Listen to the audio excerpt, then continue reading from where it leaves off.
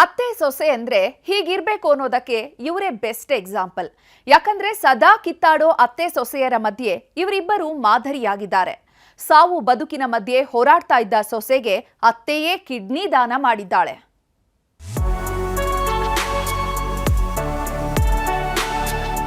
ನಂದ ಯಾರು ತೊಗೊಂಡು ಏನು ಮಾಡಿದ್ರೆ ನಾ ಒಂದು ಮಕ್ಕಳ ಮಗಳಲ್ಲ ಅಂತ ಕೊಟ್ಬಿಟ್ಟಿನಿ.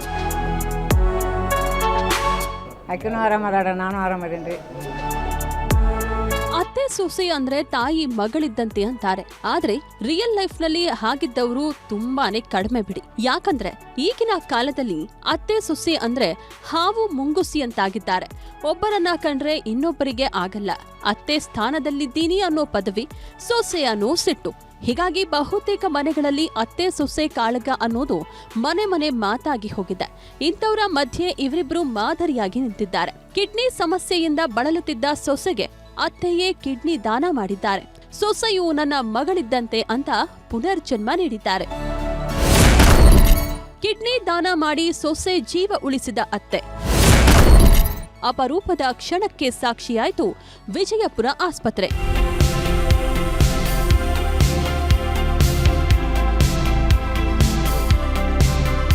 ಈಗಿನ ಕಾಲದಲ್ಲಿ ಹೆತ್ತು ಹೊತ್ತು ಸಾಕಿದ ಹೆತ್ತವರೇ ಆಗಲ್ಲ. ನನ್ನೂರು ತನ್ನೂರು ಅನ್ನೋ ಪ್ರೀತಿಯೂ ಇರಲ್ಲ.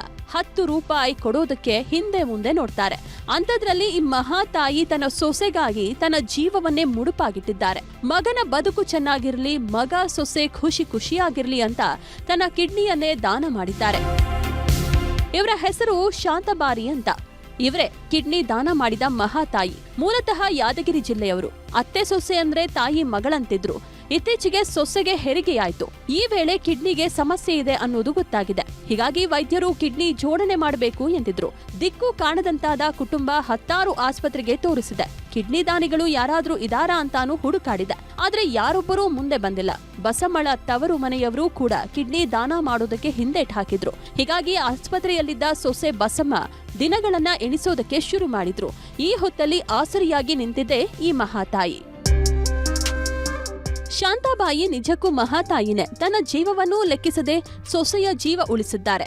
ವಿಜಯಪುರದ ಖಾಸಗಿ ಆಸ್ಪತ್ರೆಯಲ್ಲಿ ಶಸ್ತ್ರಚಿಕಿತ್ಸೆಯಾಗಿದ್ದು ಅತ್ತೆ ಸೊಸೆ ಇಬ್ಬರೂ ಆರೋಗ್ಯವಾಗಿದ್ದಾರೆ. ಈ ಬಗ್ಗೆ ಮಾತನಾಡಿದ ಶಾಂತಾಬಾಯಿ, ನಾನೀಗ ಆರಾಮಾಗಿದ್ದೇನೆ. ನನ್ನ ಮಗ ಸೊಸೆ ಬದುಕು ಚೆನ್ನಾಗಿರಲಿ ಅಂತ ಕಿಡ್ನಿ ದಾನ ಮಾಡಿದ್ದೇನೆ ಅಂದ್ರು. ಸೊಸೆಗೆ ಕಿಡ್ನಿ ತೊಂದರೆ ಐತ್ರಿ. ಅದಕ್ಕೆ ಮತ್ತು ಅವರು ಇವರು ಕೊಡೋದು ಯಾರು ಅಲ್ಲಿ ಅಂದ್ರೆ ನಂದ ಯಾರು ತೊಗೊಂಡು ಏನು ಮಾಡಿದ್ರೆ ನಾ ಒಂದು ಮಕ್ಕಳ ಮಗಳಲ್ಲ ಅಂತ ಕೊಟ್ಬಿಟ್ಟಿನಿ ರೀ.